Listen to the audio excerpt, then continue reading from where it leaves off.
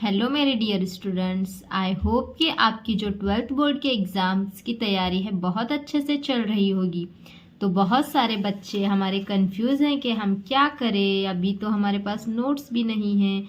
तो इसके लिए मैं आज आपके लिए चैप्टर 6 सुपरपोजिशन ऑफ वेव, ये जो आपका फिजिक्स का चैप्टर है उसके नोट्स लेकर आई हूँ। तो चलिए मैं आपको इसमें कुछ इंपॉर्टेंट क्वेश्चंस भी बताती हूँ और नोट्स भी आपको हैंड रिटन नोट्स जो है मैंने निकाले हैं वो मैं आपको देती हूँ। तो देखिए यहाँ पे पहला क्वेश्चन है, define progressive wave and it's property. ये वाला क्वेश्चन बहुत ज़्यादा आईएमपी है 2 मार्क्स के लिए। तो यहाँ पे ये क्वेश्चन को आप कीजिएगा। उसके बाद देखिए बच्चों, यहाँ पे ये इसकी प्रॉपर्टीज़ को आपको लिखना है, इसकी डेफिनेशन लिख के इसकी प्रॉपर्टीज़ को लिखना है। आप चाहे तो 2 मार्क्स के लिए आएगा तो आप डेफिनेशन को लिख के 2 प्रॉपर्टीज़ लिखिए। उसके बाद नेक्स्ट क्वेश्चन देखिए, ये है explain the reflection of transverse wave and longitudinal waves from the denser medium to rarer medium. ये क्वेश्चन भी इम्पॉर्टेंट है, इसके आपको थोड़े से पॉइंट्स लिखने हैं और पॉइंट्स लिख के जो है यहाँ पे देखिए पॉइंट्स लिख के आपको इस तरीके से डायग्राम्स निकालने हैं, ठीक है। तो उसके बाद देखिए यहाँ पे ट्रांसवर्स वेव का हो गया, उसके बाद लॉन्गिट्यूडनल वेव्स का है। यहाँ पे लॉन्गिट्यूडनल वेव्स का ये इस तरीके से आपको पॉइंट्स लिखना है और उसके डायग्राम्स निकालने हैं। ये क्वेश्चन आपको 3 मार्क्स के लिए आ सकता है, ठीक है। ये हैंड रिटन नोट्स हैं, मैंने इजी करके पॉइंट्स यहाँ पे बहुत ईजी करके पॉइंट्स निकाले हैं, तो इसको ही आप रेफर कीजिए। उसके बाद देखिए ये वाला question, derive and expression for the amplitude of the resultant wave. ये जो क्वेश्चन है ये 4 मार्क्स के लिए बहुत ज़्यादा आईएमपी है, तो यहाँ पे इसको बिल्कुल स्किप। ये क्वेश्चन जो है ये 4 मार्क्स के लिए आ सकता है आपको, तो इसीलिए इसको स्किप मत कीजिए। देखिए ये क्वेश्चन, इतना आंसर अभी है आगे इसके। देखिए ये सारा एक्सप्रेशन आपको इसके अंदर लिखना है, यहाँ पे ये सब एक्सप्रेशन यहाँ पे लिखना है। उसके बाद इसके कुछ स्पेशल केसेस हैं, स्पेशल केसेस आप चाहे तो लिख सकते हैं, अगर आपको बहुत लॉन्ग लग रहा हो तो मत लिखिए स्पेशल केसेस को। उसके बाद देखिए derive and expression for equation of stationary wave and stretched string. ये भी क्वेश्चन बहुत ज़्यादा आईएमपी है, ये वाला क्वेश्चन भी जो है आपको 4 मार्क्स के लिए आ सकता है, ठीक है। तो यहाँ पे इस क्वेश्चन को भी आपको करना है। आप बोलेंगे कि मैम आप सब इम्पॉर्टेंट ही बोल रहे हो, तो बच्चों ये नोट्स जो है मैंने सिर्फ आईएमपी क्वेश्चंस के ही निकाले हैं, क्योंकि ये जो चैप्टर नंबर 5, 6 और 7 जो है ये तीनों चैप्टर के नोट्स जो इसमें जो है ना आपको सभी दिखने के लिए सेम ही दिखता है। मतलब बहुत सारे बच्चे हमारे कंफ्यूज हो जाते हैं कि सभी इक्वेशन इसमें सेम है, इसीलिए मैंने इन तीनों चैप्टर के आईएमपी क्वेश्चन ही निकाल के इसके नोट्स जो हैं तैयार किए हुए हैं। इसका जो है वो बड़ा है थोड़ा सा, ये डायग्राम वगैरह निकालनी है आपको, यहाँ तक इसका क्वेश्चन कंप्लीट हो जाता है।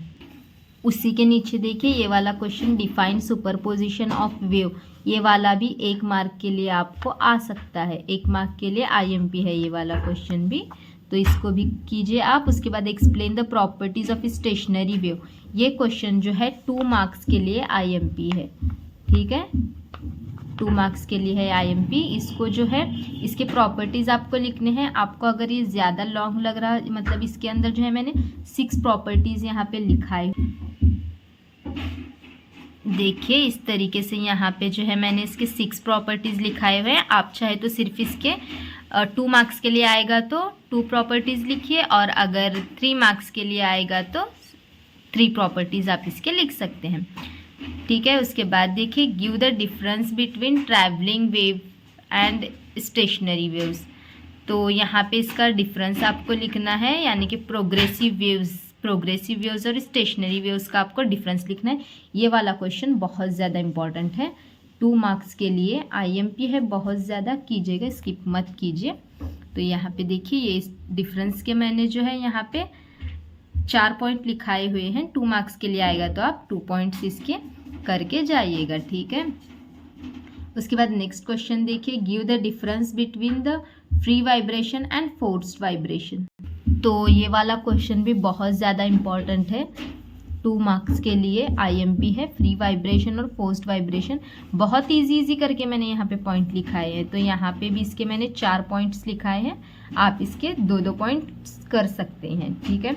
उसके बाद देखिए give the difference between harmonic wave and overtones. ये वाला तो क्वेश्चन बिल्कुल स्किप नहीं करना है, 2 मार्क्स के लिए बहुत ज़्यादा आईएमपी है।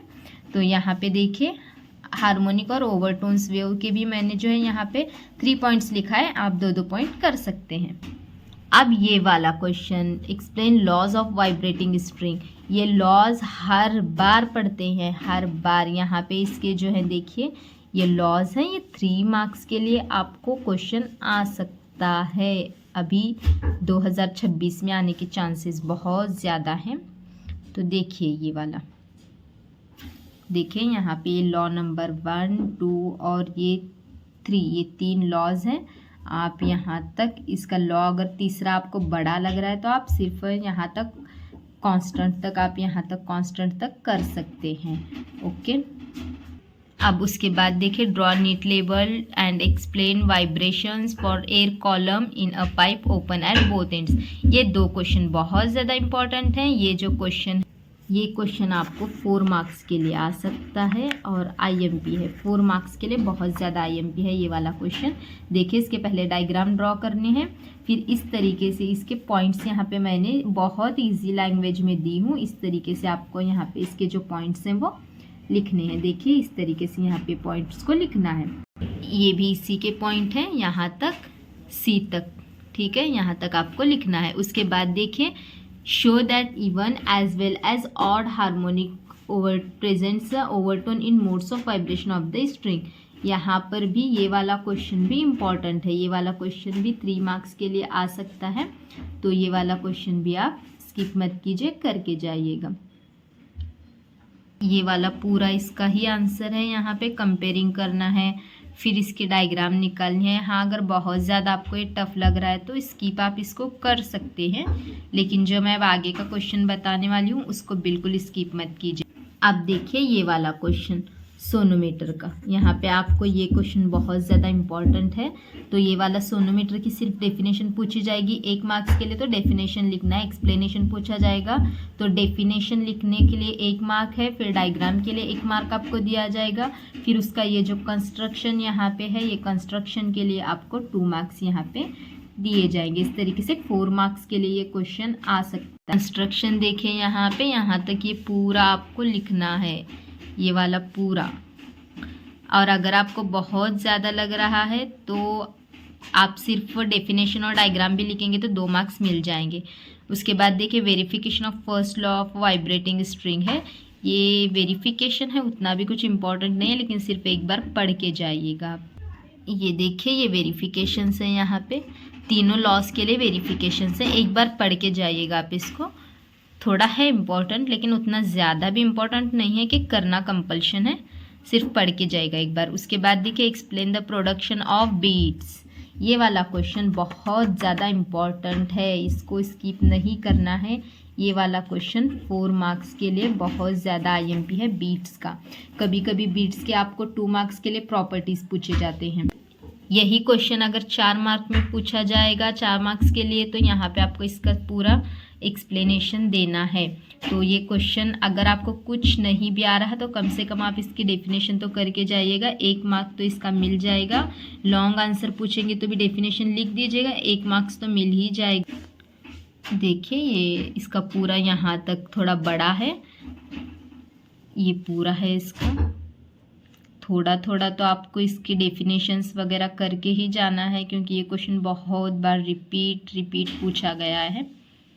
देखिए ये वाला क्वेश्चन अब बीट का देखिए question, state any 4 applications of beat. ये वाला क्वेश्चन भी बहुत ज़्यादा इंपॉर्टेंट है। मैंने कहा था ना आपको बीट का क्वेश्चन हर बार पूछा जाता है, तो बीट्स में अगर आप इसकी डेफिनेशंस और प्रॉपर्टी भी कर ही लेंगे तो आपको अगर लॉन्ग आंसर भी पूछा जाएगा, आपने वहाँ डेफिनेशन लिखा 1 मार्क के लिए, प्रॉपर्टीज़ लिखी, तो भी आपको 2 मार्क्स वहाँ पे मिल जाएंगे। तो यहाँ पे नेक्स्ट जो है साउंड की प्रॉपर्टीज़ हैं, ये वाला क्वेश्चन भी इम्पॉर्टेंट है। प्रॉपर्टीज़ ऑफ साउंड 2 मार्क के लिए पूछा जाता है, आईएमपी है, इसको भी स्किप मत कीजिए। ये वाला क्वेश्चन भी जो है करके जाएगा। देखिए साउंड की प्रॉपर्टीज़ बहुत ईजी करके लिखा है। देखिए ये वाले जो है साउंड के यहाँ पे प्रॉपर्टीज़ बहुत ईजी करके लिखा है। यहाँ तक हमारे ये नोट्स कंप्लीट हैं। अगर आपको और सब्जेक्ट के भी चाहिए नोट्स तो कमेंट कीजिए, चैनल को सब्सक्राइब कीजिए। चलिए नेक्स्ट हम जो है नेक्स्ट लेसन के नोट्स मैं आपको नेक्स्ट वीडियो में सेंड करूँगी।